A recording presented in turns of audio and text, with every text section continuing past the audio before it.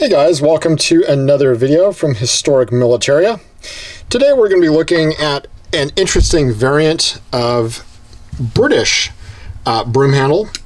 These were German guns that were made for retail sale in the UK between probably about 1896, and by World War I, the popularity of these had waned considerably.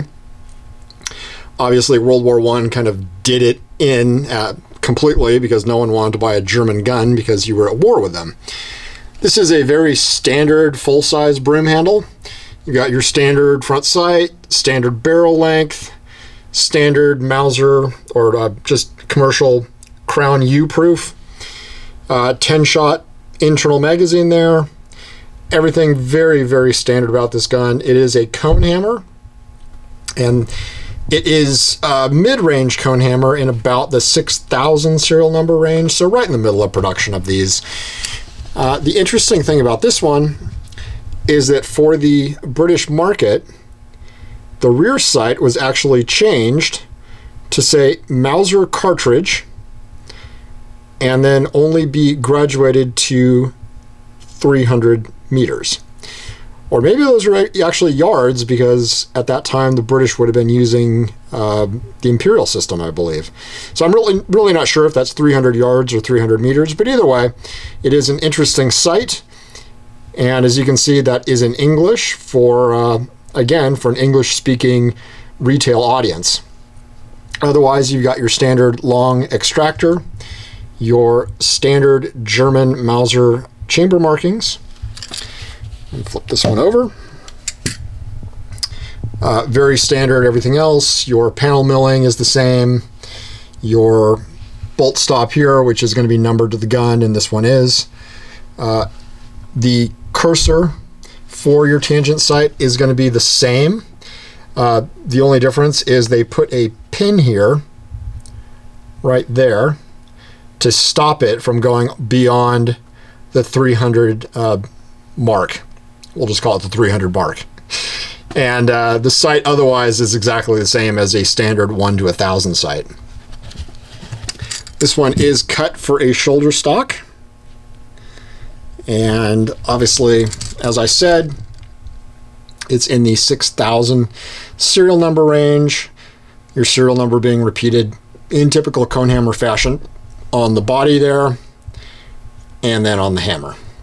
And again, call the cone hammer because of the cone-like projections on either side of the hammer there. This one actually is not British proof marked, which I would expect from one that did in fact go to England. Usually on the underside here, you'll see what are called Birmingham proofs, and it'll say something like X number of pounds per square inch, and usually square inch is articulated as an actual square symbol and then an inch symbol, so two little apostrophes. This one doesn't have that, which is a little perplexing. So maybe it went to another English-speaking country, maybe it even went to America. That's just pure speculation on my part. I'm really not sure, but either way, most of these that were destined for the English market were sold through Wesley Richards, who was the British distributor of cone hammers at the time. And obviously Wesley Richards was involved in all kinds of firearms. They made their own. They sold other Mauser products. They sold a lot of Continental guns. They sold really all kinds of high quality stuff. And then they would sell it to other individual gun stores and other retailers.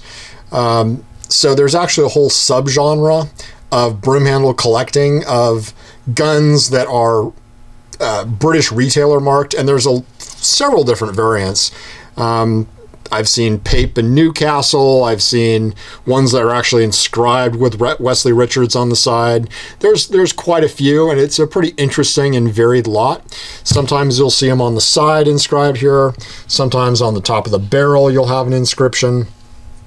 And I'm sure we'll look at some of those at some point when we can get our hands on a couple of those. But they are a very interesting subgenre and give a little more history into the gun. One thing I did notice when I was examining this gun is there's a couple of scratches here on the magazine floor plate. And that's just indicative of somebody taking this gun apart wrong.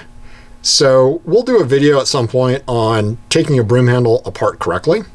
But if you have a broom handle, this little button here actually is pushed in quite a ways and undoes the spring pressure on your magazine floor plate, which then lets you push it forward this way and it'll come off. Obviously somebody used a metal implement and they were trying to push that in and they slipped.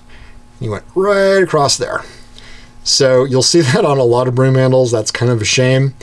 If you have one of these, don't go using something metal. Use something plastic. Use something that will not mar it.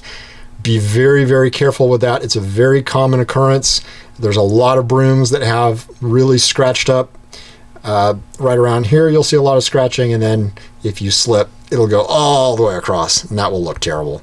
So use, I've used an empty ballpoint pen even, that you take the ink nib out. You can use that. You can use all kinds of things that'll just push it in. Any kind of very soft plastic punch will work. But just a little warning on a gun that is a shame has that, but still a very nice condition original cone hammer, and one that definitely was made for the English speaking market. And if you enjoy seeing more like this, like and subscribe. And if you've got any insight into broom handles or firearms or anything you'd like to see, leave a comment and I'd love to hear from you. And thank you for watching.